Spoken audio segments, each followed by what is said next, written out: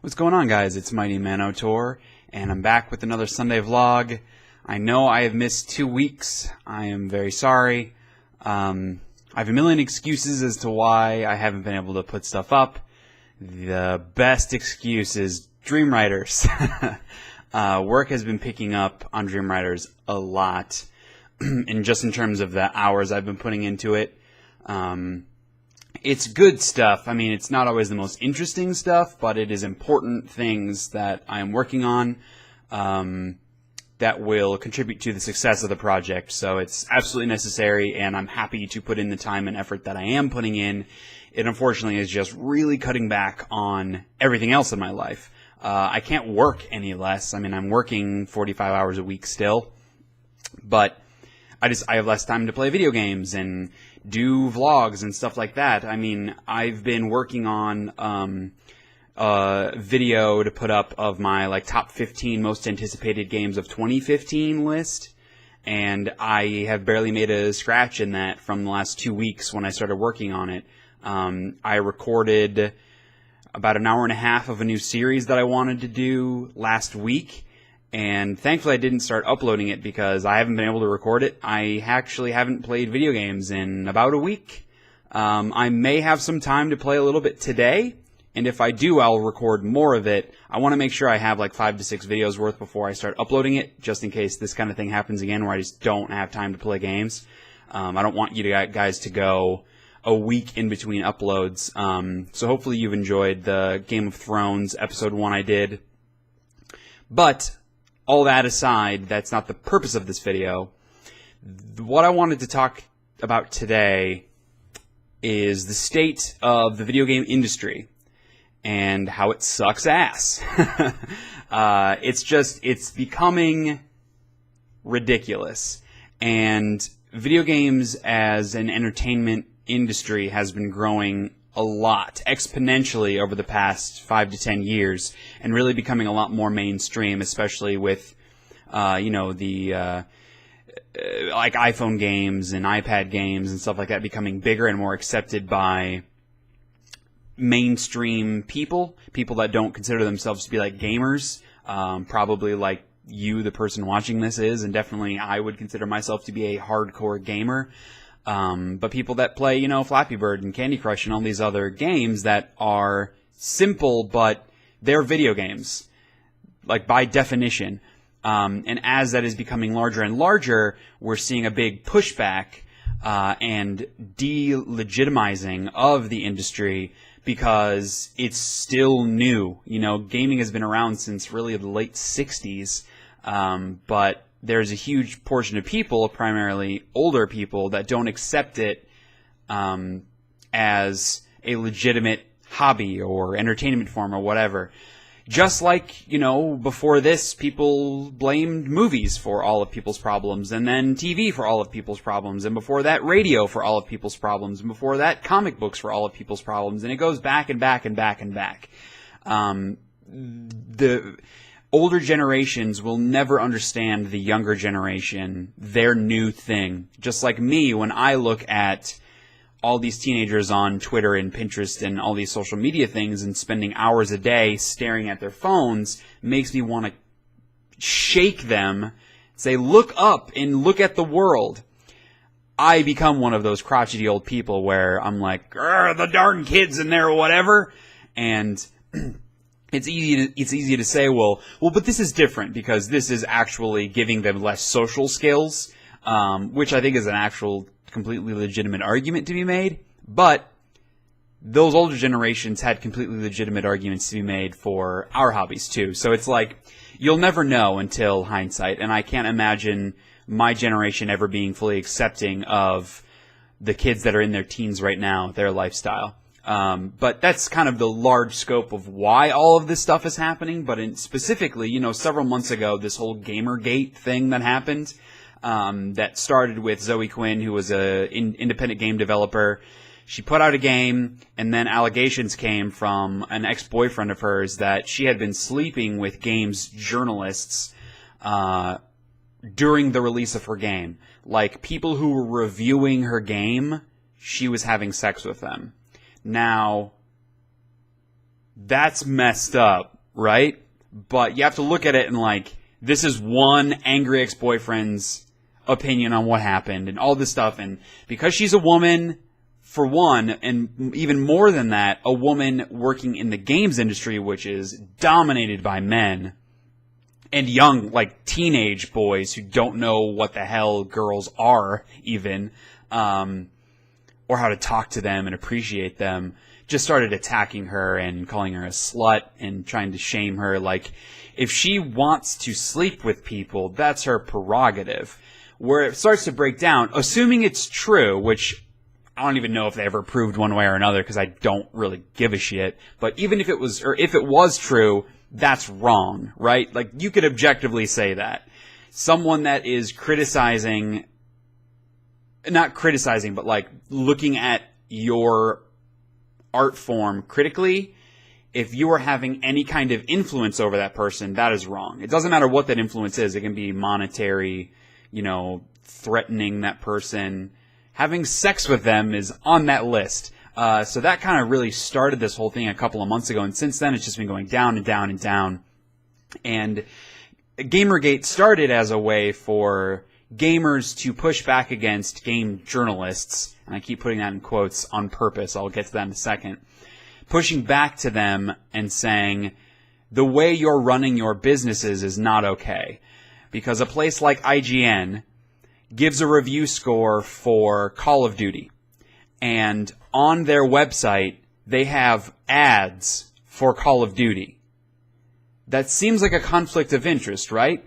Activision is giving them money to put an ad on their website, and then they are turning around and saying, here's an objective, uninfluenced opinion about that game that we're being paid to talk about. Right? Seems kind of shady at best. Now, I'm not saying in any way that IGN reviewers are on the take or anything like that. Video games don't matter enough for that to happen. Video games are a hobby. They're a great hobby. I love it, but this isn't politics. This isn't like, video games don't matter. Now, that's a generalist statement. There are certainly games out there that take important stances on things. Games like Gone Home, and even a game like Valiant Hearts that presents this World War I story that people don't normally talk about, all that kind of stuff. There are definitely games like that that exist, but the games industry on the whole doesn't matter in your life. It's a hobby. You could stop doing it and it would not affect you. It's the same as TV or movies or books or comics or any other form of entertainment media that you ingest. And so it's crazy how seriously some people take it, and these gaming fans that use this Gamergate thing to then go to developers, female developers especially, and just be shitty human beings to them about it. And Gamergate has become a joke because the core of where it started, which started to say what games journalists are doing is not okay, taking money from publishers and developers and then trying to say that you're giving an objective opinion about a game, that isn't okay, which I totally agree with. It totally devolved from that to just name-calling and making female game developers feel like shit just because they're women. And that sucks, because all of this stuff going on in society as a whole now with feminism and that whole movement, which, like, the definition of a feminist just means that people that think women should be treated the same as men, like on equal footing. That's like the definition of a feminist. And by that definition, I'm a feminist. And just the connotation that goes with that word is totally ill-informed. But that's a whole conversation for another day. But as it pertains to video games, it got just gross. And it totally delegitimized that Gamergate hashtag and movement, to where now that conversation can't really happen, at least for a while, because if you really try to challenge a game developer or a games journalist or whatever on something, they just look back and like, oh, it's a Gamergate thing, whatever, and that sucks. Like, you can't have that conversation right now. So that happened like a couple of months ago, and it's still ongoing, and it's not going to go away for anytime soon.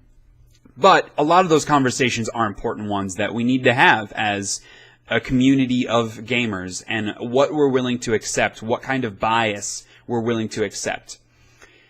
When I put games journalists in quotes, that's because they're not games journalists. If you write about video games, that doesn't make you a journalist. If you look at journalists that work for like the New York Times, the Washington Post, or whatever, they're diving into finding these scoops and finding the truth and exposing lies and all this kind of stuff. A place like IGN, and I know I'm calling out IGN, I don't mean that like I don't like IGN, I have no problem with them. They're just the biggest games outlet, so that's the one people focus on.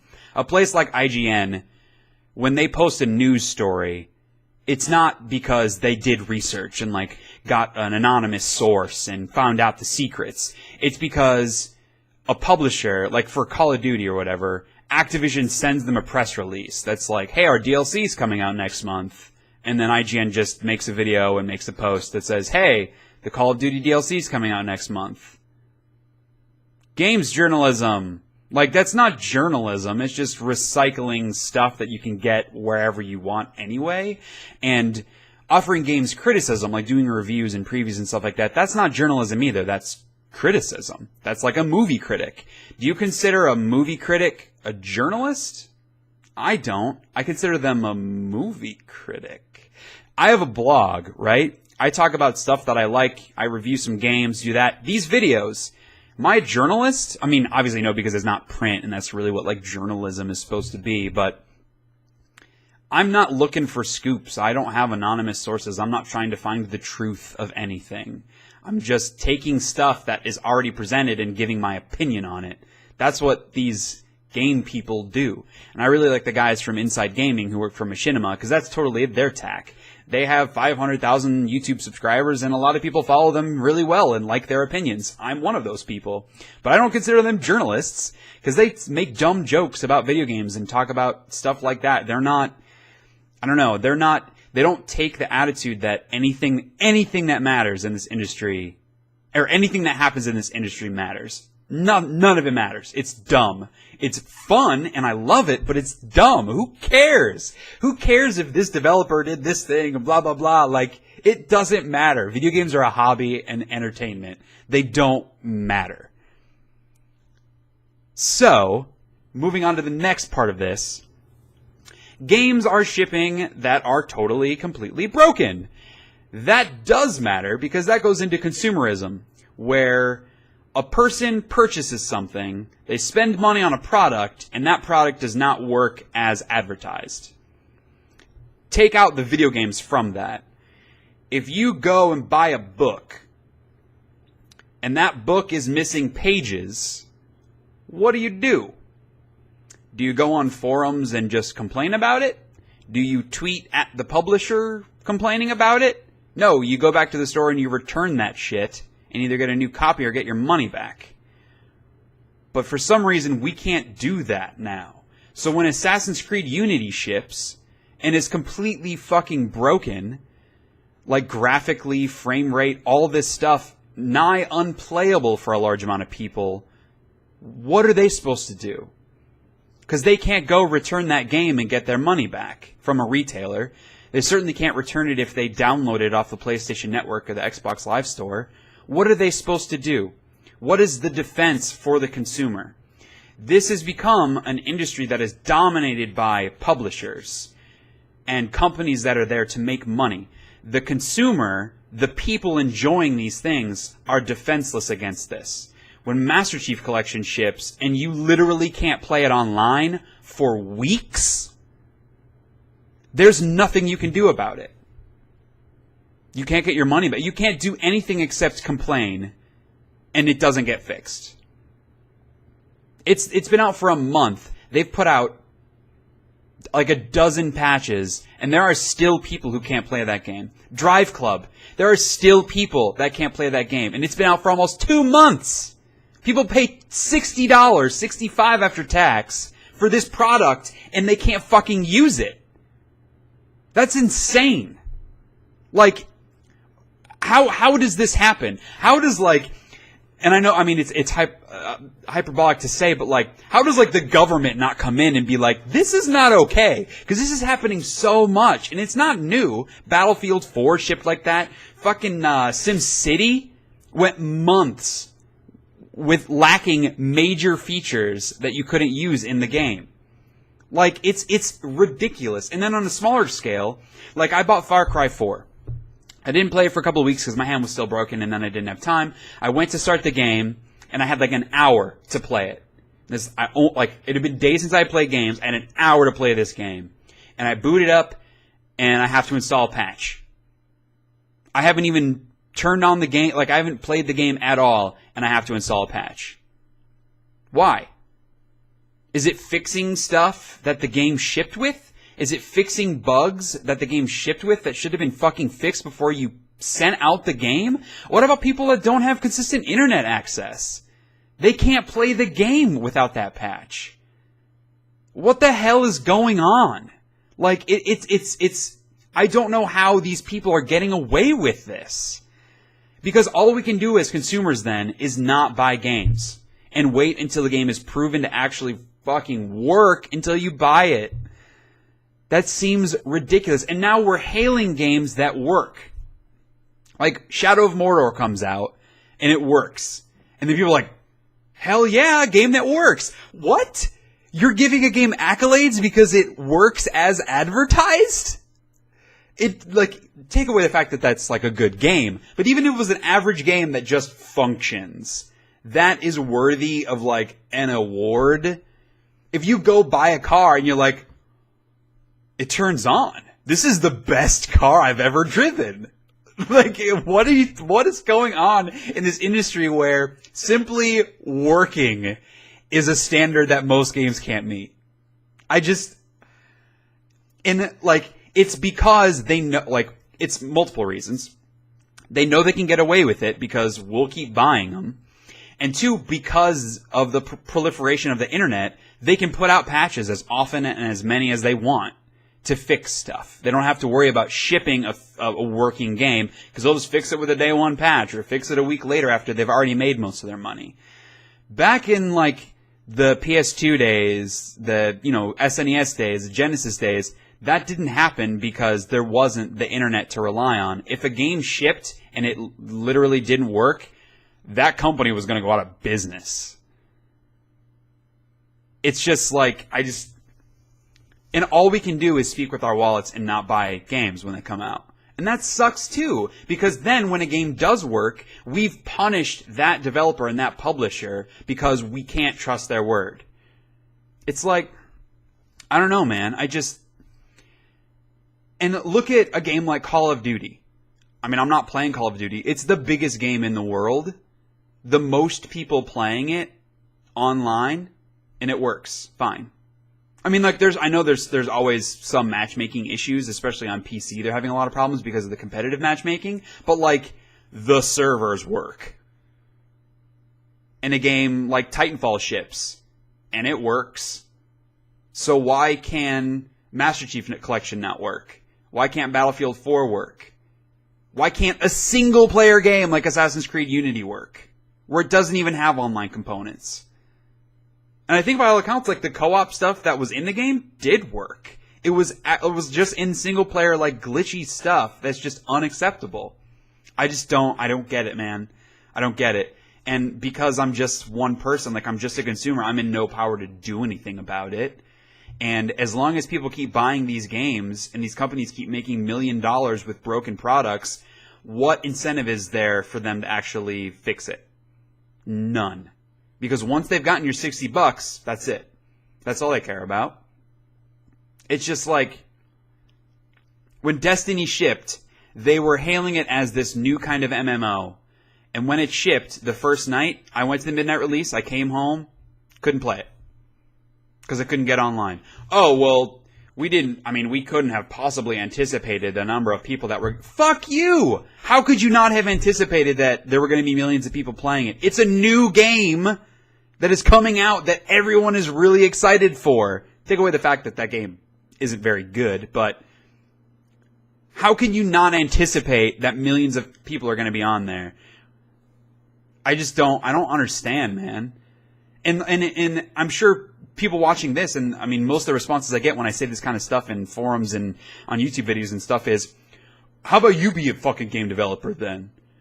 Dude, you don't even know how hard it is to make a game. How about you try it and let's see if you can make it work?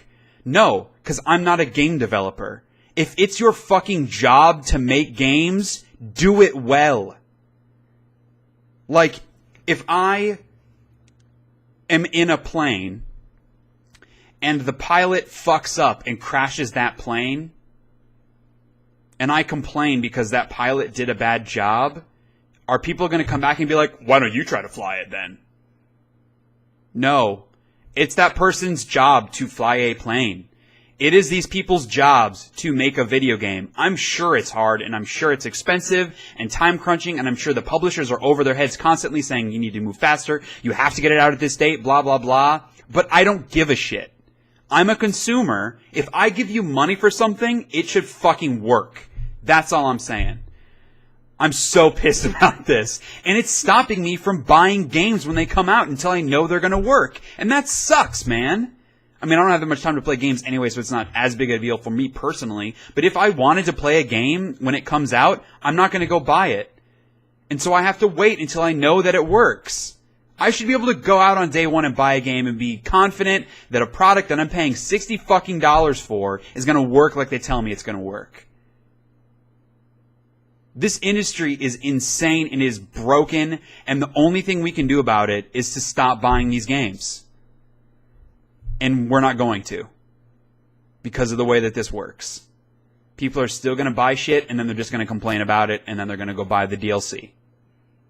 And nothing's going to change until we make it change. Because publishers don't care. All they care about is their bottom line. They do not care about the consumer. When EA comes out and apologizes because Battlefield 4 is not working, they're not apologizing because you're having a bad experience. They're apologizing because their stock numbers are plummeting. It's crazy, man.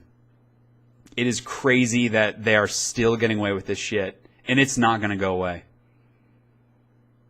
With all the games shipping in 2014 that have been broken, there are going to be 3 times as many next year.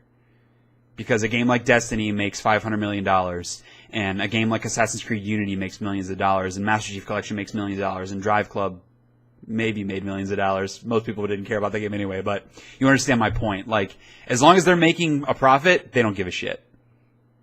They don't. And it sucks.